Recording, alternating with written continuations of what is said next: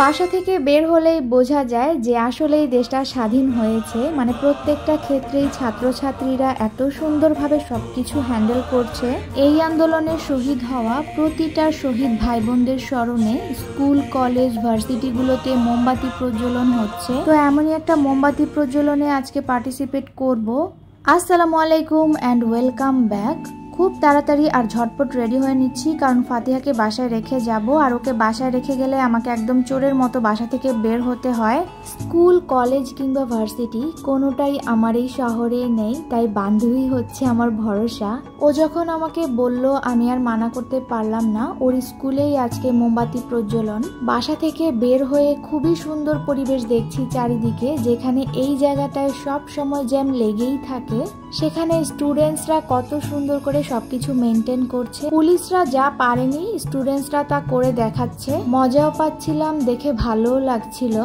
ঈদের ছুটিতে রাস্তাঘাট যেরকম ফাঁকা থাকে ওরকমই মনে হচ্ছিল। ছেলে, মেয়ে, বাচ্চা সবাই দায়িত্ব পালন করছে যে যেভাবে পারছে। তোমরা জাস্ট গাড়িগুলো দেখো কত সুন্দরভাবে যাচ্ছে।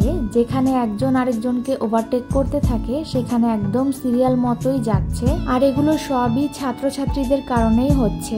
তো আমরা বাসা থেকে বের হয়েই একটা অটোরিকশা পেয়েছি আর ওইটাই নিয়ে নিয়েছি। কিন্তু অটোরিকশা হচ্ছে দিনের বেলা নট অ্যালাউ মেন রোডে, কিন্তু এখন তারা দিনের বেলাও চালায়। তো স্টুডেন্টসরা বলছে যে না, আগে যে নিয়মে চলতো ওইভাবেই চলবে। তো আমরা স্কুলে চলে আসছি। আমার ফ্রেন্ডের স্কুল হচ্ছে মতিঝিল বালিকা উচ্চ বিদ্যালয়। স্কুলের সামনেও স্টুডেন্টসরা খুব সুন্দরভাবে ট্রাফিকের দায়িত্ব পালন করছে। মেয়েরাও অনেক হার্ডওয়ার্ক করছে। স্কুলের দেয়ালে অনেক সুন্দর সুন্দর পেন্টিংও করা হয়েছে। আমরা একটু আঁকাআঁকি করলাম। কত বছর পর স্কুলে আসলাম, মানে ঢুকতে ঢুকতে এটাই ভাবছিলাম, হোক সেটা আমার স্কুল বা আরেকজনের স্কুল, শিক্ষা প্রতিষ্ঠান সবই সমান। তো এটা হচ্ছে মতিঝিল বয়েজ, পাশেরটা হচ্ছে গার্লস। বয়েজের মধ্যে প্রোগ্রামটা হবে।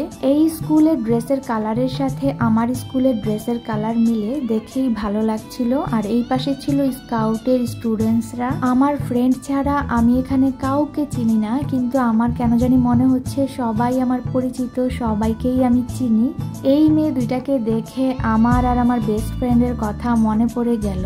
ইভা, ও যদি দেখে আমার এই ভিডিওটা ওরও মনে পড়বে। একজনকে ছাড়া আরেকজনের ভালো লাগতো না, মানে কলিজার টুকরার বান্ধবী ছিল আমার। স্কুলের সবাই আমাদেরকে চিনতো, একদম টিচার থেকে শুরু করে জুনিয়র, সিনিয়র সবাই। তো আমরা আবার একটু বের হয়ে গার্লস স্কুলে আসলাম। আমার ফ্রেন্ড বলছিল যে চলো আমাদের স্কুলটাও একটু ঘুরে আসি। স্কুলের ভিতরে আসলে অন্যরকম একটা শান্তি কাজ করে। কত বছর হয়েছে স্কুল ছেড়েছি, কিন্তু স্কুলের জন্য এখনো মন কাঁদে। মাঝে মধ্যে তো আবার মনে হয় ওই জীবনটাই ভালো ছিল। আর হঠাৎ করেই আমার ফ্রেন্ড আমাকে বলছে, ওই যে ওনাকে দেখতে পাচ্ছ, উনি কিন্তু নাটক করে। আমি তো ওনাকে চিনি না, তো তোমরা কেউ চিনে থাকলে আমাকে বলো তো কে উনি আর কি নাম ওনার। তারপরেই তো সন্ধ্যা নামতেই সবাই মোমবাতি জ্বালানো শুরু করে দিয়েছে। আমার ফ্রেন্ডকে আমি এত বলছি যে যাও তুমিও মোমবাতি জ্বালাও, কিন্তু না, সে যাচ্ছেই না। তো কি আর করার, আমি চলে গিয়েছি জ্বালাতে। স্কুল কলেজের প্রোগ্রামগুলোতে অ্যাটেন্ড করতে আসলে অনেক ভালো লাগে। সবাই মিলে কাজ করতেও অনেক আনন্দ হয়। মোমবাতি জ্বালানোর পর্ব মোটামুটি শেষ, সবাই হাতে হাতে শেষ করে ফেলেছে। আমার সোনার বাংলা, আমি তোমায় ভালোবাসি।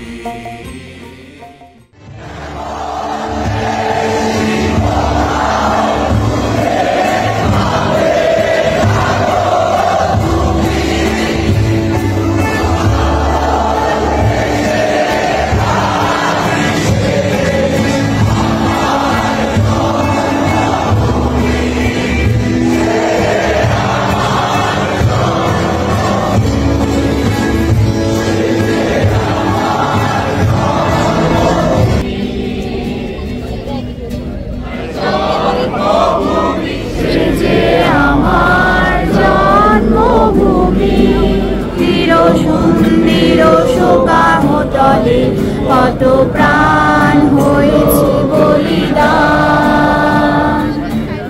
প্রোগ্রাম শেষ হওয়ার পর আমাদের অনেক বেশি ক্ষুধা লেগেছিল, তাই আমরা পাশে একটা ক্যাফেতে এসে একটু খাওয়া দাওয়া করলাম। পুরো ভিডিওতে আমার সাথে এতক্ষণ যারা যারা ছিলে সবাইকে অনেক ধন্যবাদ। কেমন লেগেছে অবশ্যই আমাকে কমেন্ট করে জানাবা। আজকের মতো এখানেই বিদায় নিচ্ছি, টাটা।